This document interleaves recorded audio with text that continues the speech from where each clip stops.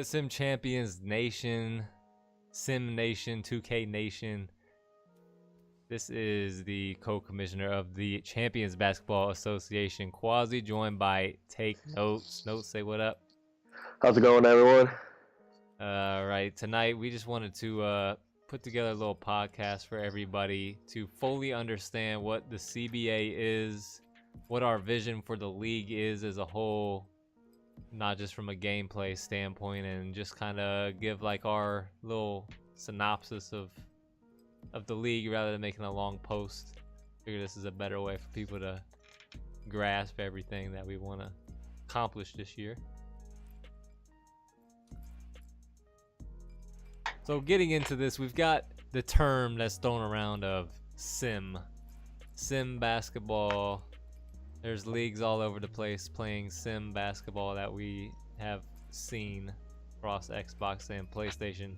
For me, like I want the CBA to get away from the term sim.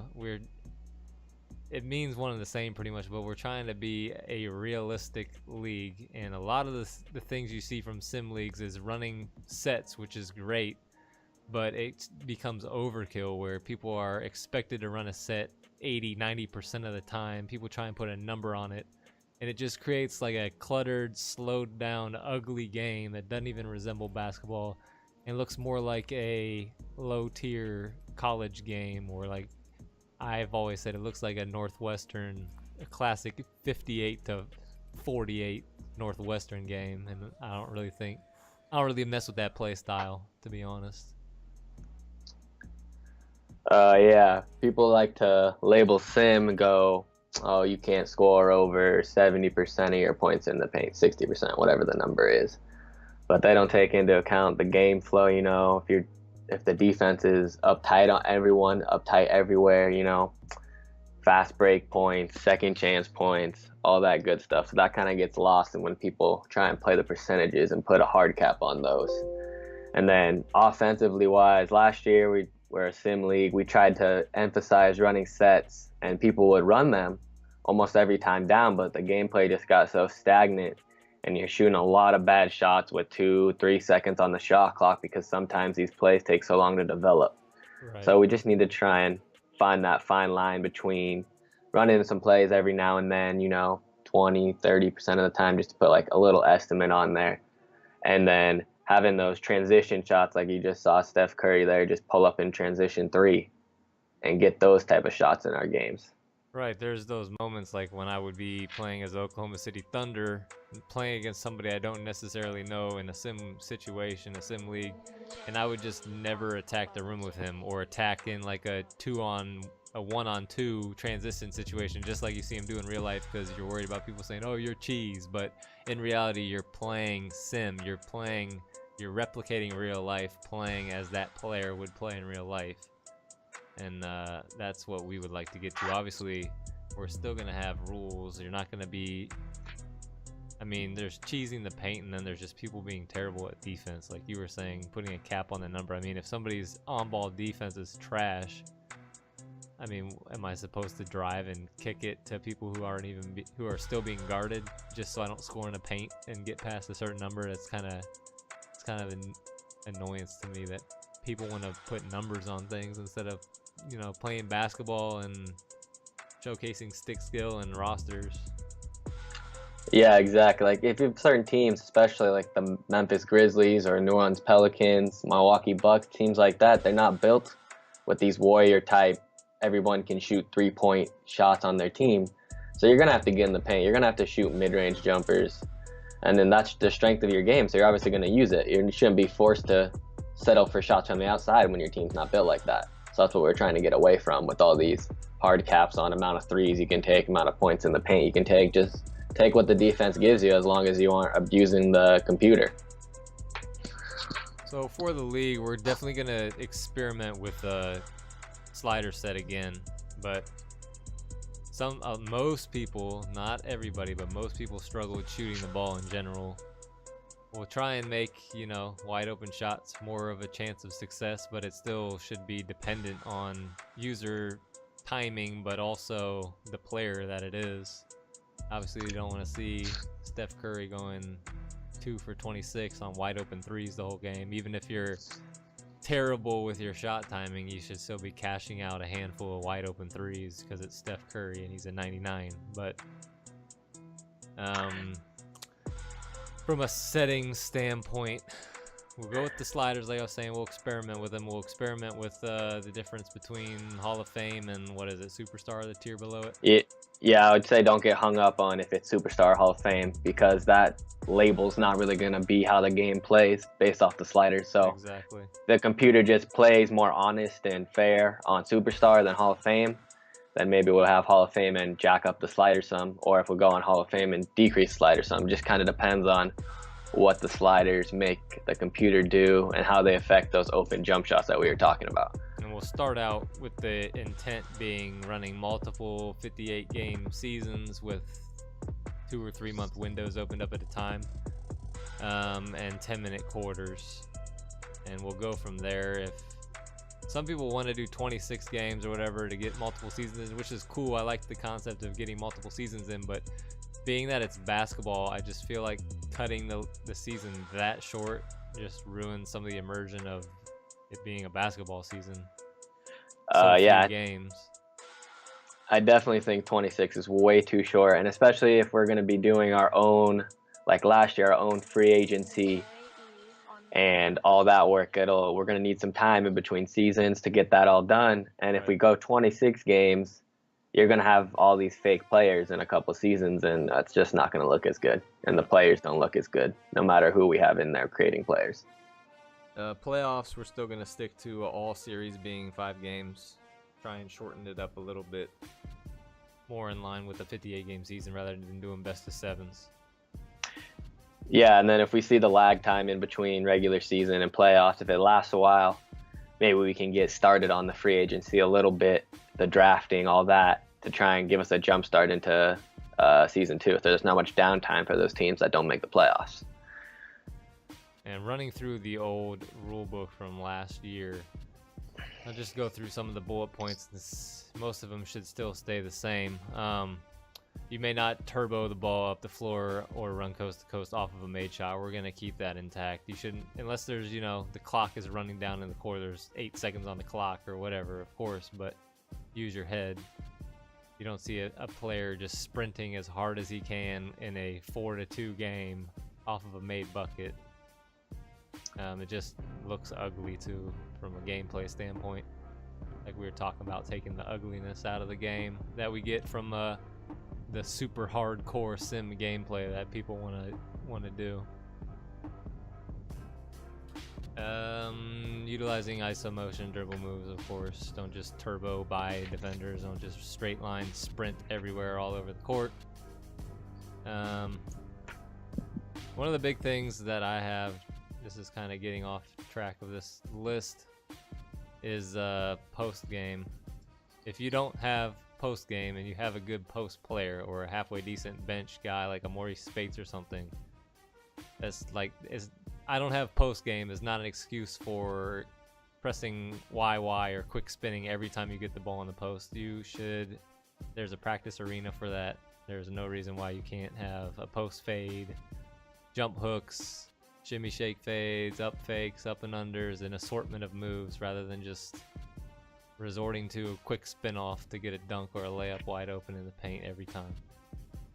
Yeah, the post moves really aren't that hard to learn. It's just a couple buttons each way. It takes you 15 minutes to learn probably. If you want to just learn them quickly, if you want to learn them well, take a little longer, but that's not that hard. It's just like the dribble moves. You all know them, you know the good ones, you know which ones you don't like. So just learn the post moves like they're the dribble moves. All users in the league will be expected to play on-ball defense, of course. Man-to-man defense only, no zone. I would love to put in like a stipulation, but we got to see how the people we get in the league are. Like, Dallas Mavericks, you can run a little spot-up zone here and there because they actually do it in real life, but then you'd be making an exception for one team, so we won't get into that. Strictly man-to-man defense. On-ball defense at all times, except in the pick and roll. You can switch off to make recoveries. And like we say, we're trying to get away, at least me, I'm trying to get away from the term sim, because that puts a I almost feel like it's a negative connotation because it's so watered down. People are trying so hard to avoid what they think is cheese in the game, and it just doesn't even resemble NBA basketball at that point. So play real basketball, not a video game. And of course, it'd be nice to keep the complaining and crying down too. And if you're going to complain, we have a forum to post clips and post, what users you think are violating rules and whatnot, instead of just complaining all the time and not having any proof of your complaint, so we can't deal with it. Yeah, that's a big thing. If your opponent's cheesing, whatever, message him first. If he doesn't get through to you, don't go flooding the shout box. No one wants to see that. Other users don't want to see that. Just do a PM, put the user you're playing in there, then me and Quasi, whoever else is going to be head in charge of the CBA, and then we'll tell the user what he's doing wrong or who's doing what wrong. And we'll try and solve the issue internally so it's not out in the open. Everyone's yelling at each other, calling each other names. We don't need any of that. Fast breaking, we got into it a little bit. You shouldn't be sprinting up the court trying to create a fast break off of an inbounds pass. You may run a fast break off of any turnover, even if it's just to push the tempo, and then you pull it back out and run a play or run a quick pick and roll or pick and pop or something. But you may run a fast break off any turnover, and you may run a fast break off of a point guard, shooting guard, or small forward rebound. Yeah. It shouldn't be turboing up the floor with the power forward or a center, unless you have LeBron James in at power forward. But I would hope people would be able to comprehend who it is that's bringing the ball up the floor. I don't like to see someone goes in the paint, shoots the layup. Your big guy gets a rebound with 3 people in there, and he just chucks it up to the shooting guard, the point guard, and they sprint full speed and try and shoot a shot in transition. That doesn't even happen in real life, really. Right. Longer shots though, 3-pointers, long rebounds. That's a different story. When the ball's out in space in the open, people are already on the move, running. That's when you can get those quick transition jumpers or layups in those 2-on-2 situations, 1-on-1. Sometimes offense is 2-on-1. Right. That's where I'd like to see those. Another one is I've seen people in the past on a rebound off of a free throw, and they chuck it out an outlet to a wide open layup or a 1-on-1 opportunity. That's corny to me. That's something that should not happen in the league. From a points in the paint perspective, which you highlighted on earlier, we used to say you should not exceed 70%, and that was including fast break points, turnovers, and all of that, because we thought it was a high number. I would love to have members in the CBA where we don't need to put a number cap. We can say don't cheese the paint, and that would, what do you think of when you think of cheesing the paint? Because when I think of that, I would think of somebody running a pick and roll manually 80% of the game and just turboing around the court into the paint. It's kind of it's obvious when you're cheesing the paint. If you're actually running sets, you're getting backdoor cuts, you're running post game, and you're scoring in the paint because of post game with Marc Gasol or somebody like that, LaMarcus Aldridge. It's actual basketball that's creating those paint opportunities consistently, then that's one thing. If you scored 75% of your points in the paint, it was because of a bunch of turnovers and post game and back cuts and dribble drive opportunities and occasional pick and rolls, isolation with a great player like a Russell Westbrook, John Wall. Then if somebody called you out because you were cheesing the paint and you showed me the whole game on Twitch and I watched it and that's what I saw, I would tell the person, this isn't the league for you if that's how you feel about what just happened, because the dude was clean with it, how he got to the paint. Yeah, it's pretty obvious. People will, like you said, manual pick and roll all game. They'll go, jump stop in the paint, whatever, do their pump fakes, or they'll ISO John Wall every play on one side and just dribble, move, try and get to the rim and dunk every time. Right. But it is apparent in this 2K, it doesn't seem as easy to just rise up and dunk from what I've played. But if you're getting points in the paint off post moves, off, you're running a guy off a floppy, the guy closes hard and you pump fake or you dribble by him, shoot a little mid-range jumper, you just get a layup, or you drive to the rim, defender collapses and you dump it off to the big man, he gets the dunk, that's cool. That's all fair game. I just don't like to see the isolation, drive full speed at you as fast as you can and hope we can get a dunk. That's pretty apparent what people are trying to do there. Yeah, we're playing 10-minute quarters, and I would expect to see games where the score is in the 80s, 90s, maybe touch 100 if it's a crazy games. But the days of this 58 to 49 crap in a 10-minute quarter game needs to go away. Yeah, I mean, I was one of the better offenses in the league, and I'm pretty sure I was only averaging in the 80s on 10-minute quarters. But yeah, just the game pace was so slow with all these last-second bad contested jumpers that we don't want to see all game. The whole league, every game, when you were watching, it just looked so gross to begin with, but because of how watered down it was. But it just felt like the last 3 minutes of a playoff game. The whole entire game, just walk the ball to the court, run a set. It takes 20 seconds of the 24. Take an awful shot because the defense holds their ground and is there on any switches or screens or whatever, and repeat for 40 minutes. It got to a point to be painful, and a lot of the people didn't really vibe with what we were trying to accomplish, moving and uplifting it to being more realistic and less quote-unquote sim style. Yeah, one tip I would have to kind of keep your offense fresh and quick would be to learn the freelance offenses. Learn like 2 to 4 of them.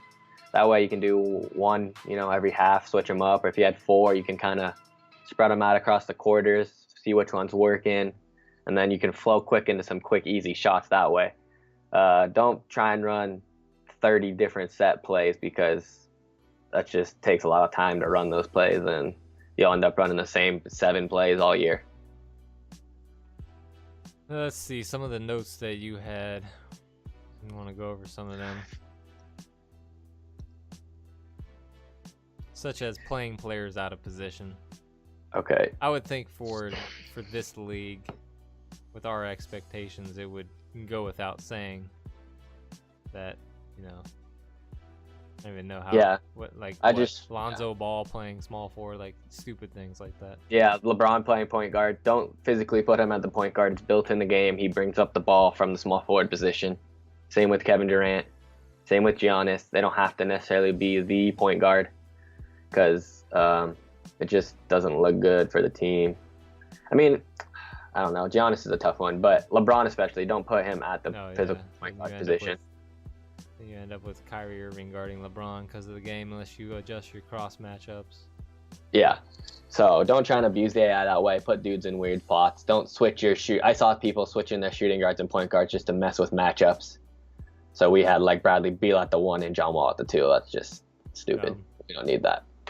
It's pretty self-explanatory. Stick to their first position and their secondary position, and then a pinch run Brandon Ingram at the 4 every once in a while. Run them at the 2 every once in a while if you have like Luol Deng and Larry Nance or something. But they shouldn't see extended run at the 2 or the 4, unless that's what the Lakers end up doing this year.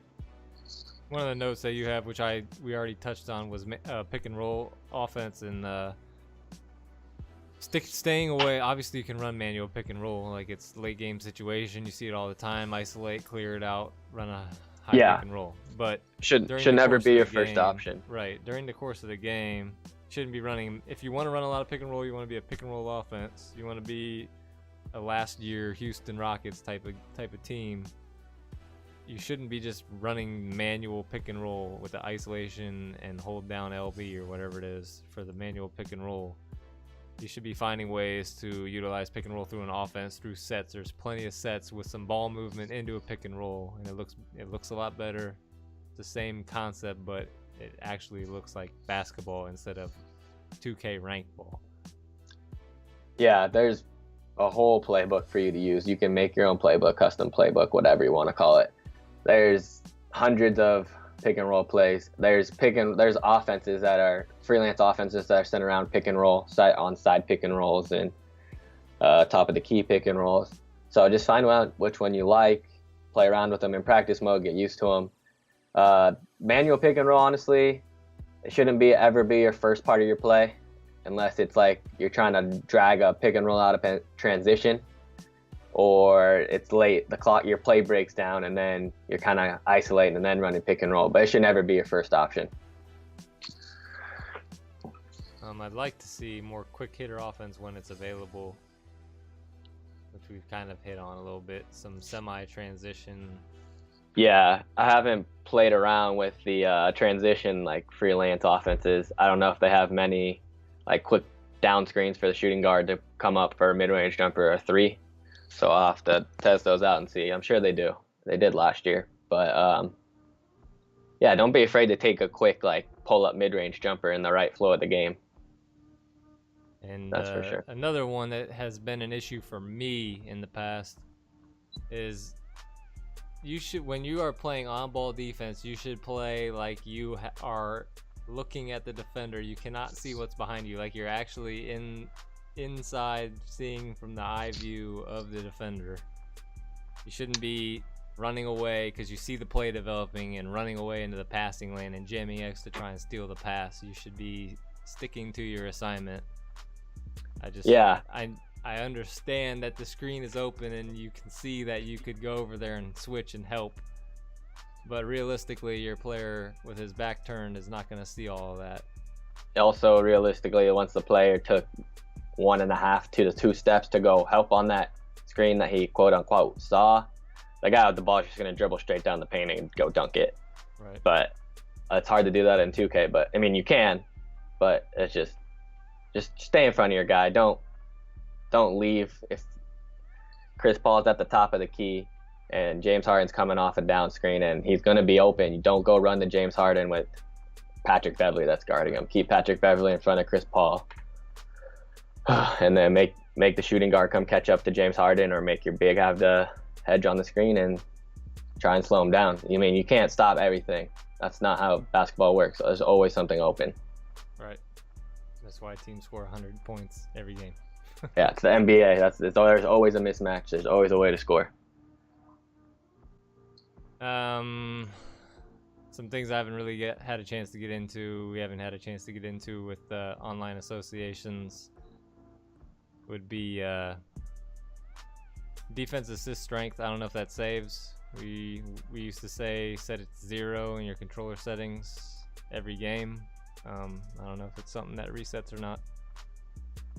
One of the big factors in making this into a great or the best 2K league out there, at least on Xbox One, is to be part of the community. We have our own website, we have our own forum, we have the ability to produce a lot of great content. So it's about being a part of the community, staying active on the site. I don't want we don't want members that are just gonna hit people up on Xbox Live for a game, or just sit on their menu, wait for the green light to be next to one of the players in the league and hit them with a bunch of invites. We want people who are gonna be a part of the community, be on the site, taking part in conversations and discussions about the league, trying to schedule games on the site with personal messages or private messages, or utilizing the shout box.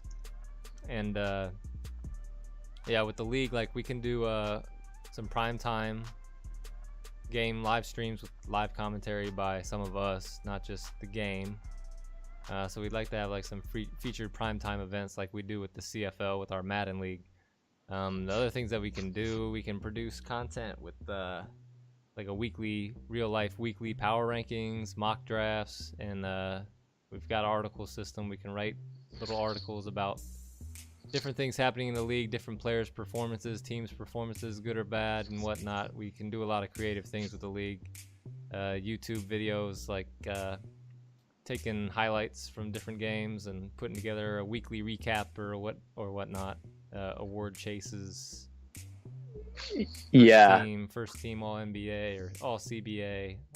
There's a lot of things we can do that would mirror and mimic real life, just like we do with our Madden League that we would love to do. But it's a matter of finding the right user base, people who aren't going to complain all the time, people who aren't going to quit over being 0-5 or having a bad season and want to develop their stick skills and fit the mold of what we're trying to do with the CBA. Yeah, the people at the top, they're willing to work, they're willing to push out great content, but they can't make any of that if the users aren't active on the site, if they don't just take a simple screenshot of a player that scored 35 points in a game or had a triple-double.